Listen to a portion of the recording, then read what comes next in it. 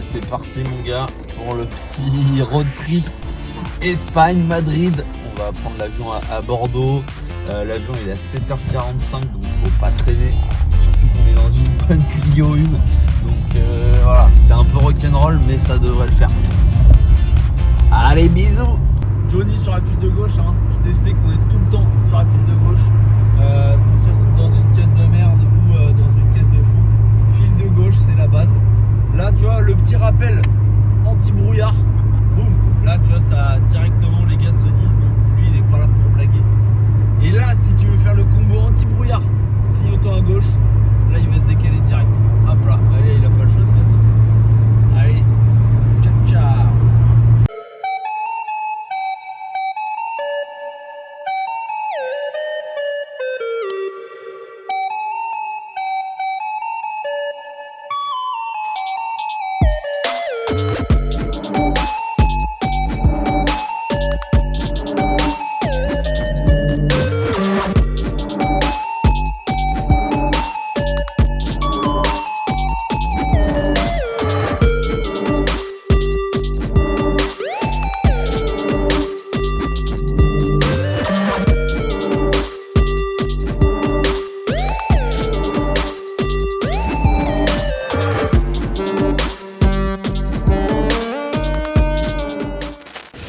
Bon les gars, bien arrivé en Espagne avec Romiche, on va chercher le gamos.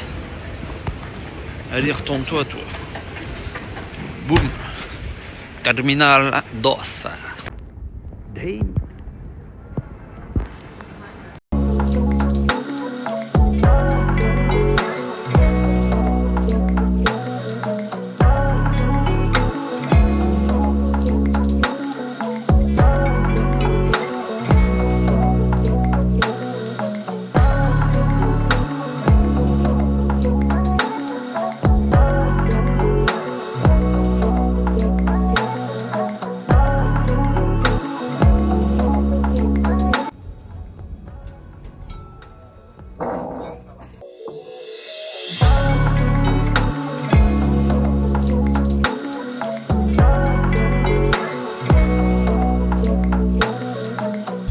Les gars, on récupère le véhicule avec Romain et le bon vieux Raphaël qui nous fait la visite.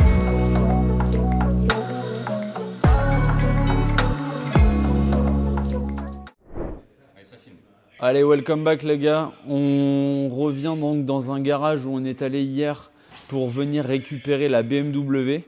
De base, le garage était simplement un garage public et les mecs sont venus coulisser une porte. Je pense que Romain, tu vas pouvoir montrer la petite porte, hop, qui est juste derrière toi. Et la porte, en fait, elle était fermée. Ils sont venus l'ouvrir. Et frérot, c'est l'antre d'Ali Baba. Tu vas retrouver plein de gamos. On a déjà un petit peu fait le tour.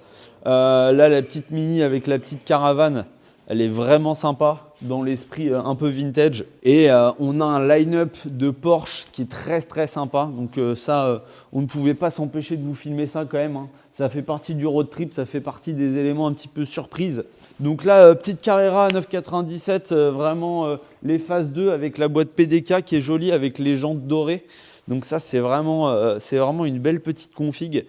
Donc ça, j'apprécie beaucoup. Dommage qu'on n'est pas sur la boîte méca, mais on va pas être trop difficile. Et là, il y en a une, moi, qui a attiré mon attention. Ça va être celle-ci. Viens, mon Romain. C'est la 996 Carrera 4S dans une config.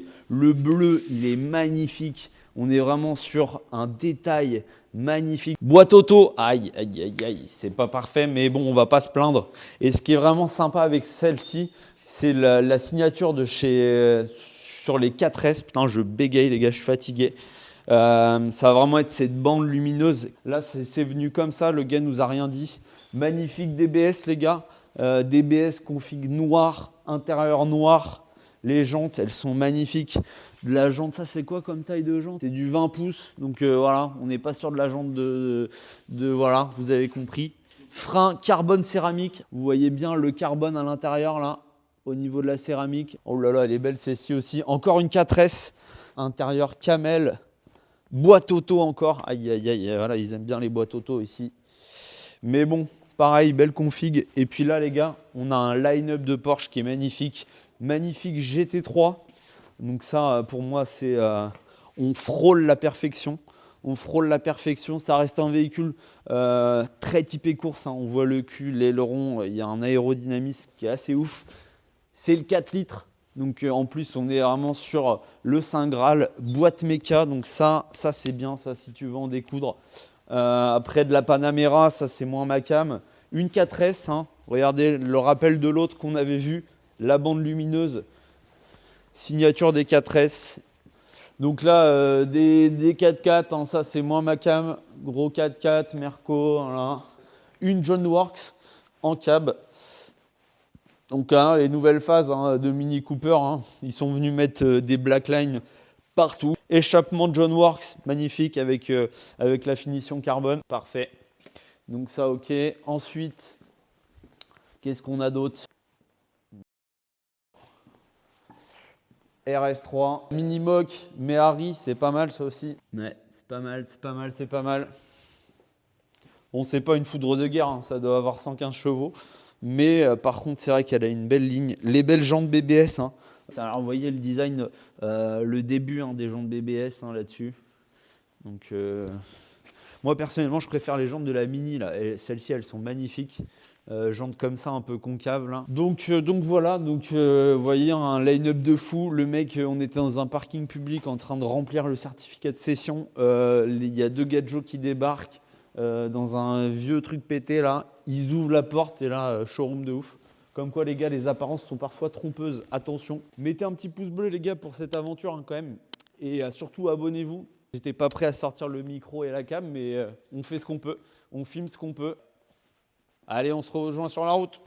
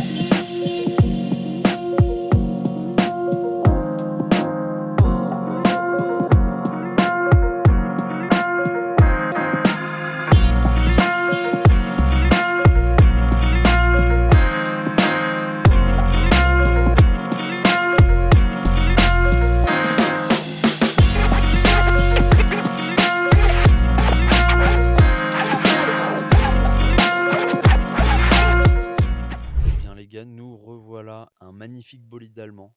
Qu'est-ce qu'on est bien installé là-dedans. C'est vraiment insonorisé, confortable. Ça a été vraiment un trajet agréable à faire. Ça change un peu de la Clio. Et effectivement, il faut quand même qu'on vous présente ça. C'est net, c'est propre, c'est précis. On est sur de la voiture allemande, les gars. C'est chirurgical. La voiture, elle a 30 ans. Et franchement, elle est dans un état incroyable.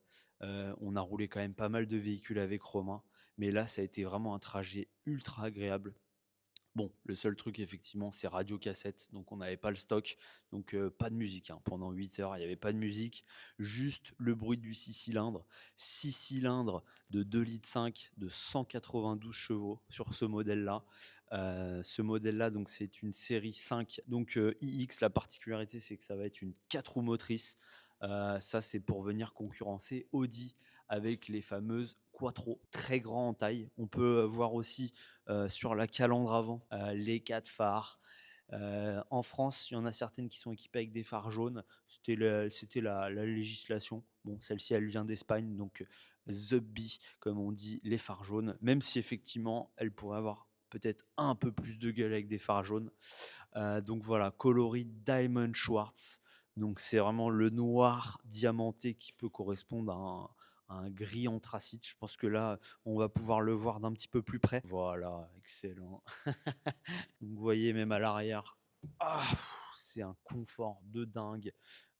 Toutes les finitions sont vraiment top. Là, on est sur une finition en tissu. Donc ça apporte quand même un peu plus de moelleux, on va dire ça comme ça.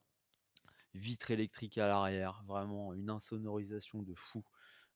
C'est vraiment agréable. L'arrière du véhicule, hein, on va retrouver un coffre qui est immense. On a un carnet d'entretien complet qui provient donc de chez BMW Madrid avec tout l'historique. Donc franchement, très très propre. Faut se dire qu'on n'a qu'un seul propriétaire. Donc un propriétaire sur une voiture qui a 30 piges, c'est quand même bien. Voilà, donc là, elle est équipée avec les enjoliveurs. Jantes en tôle en dessous, enjoliveurs. Mais vous voyez, même sur de l'enjoliveur, on est quand même sur un truc de très bonne qualité.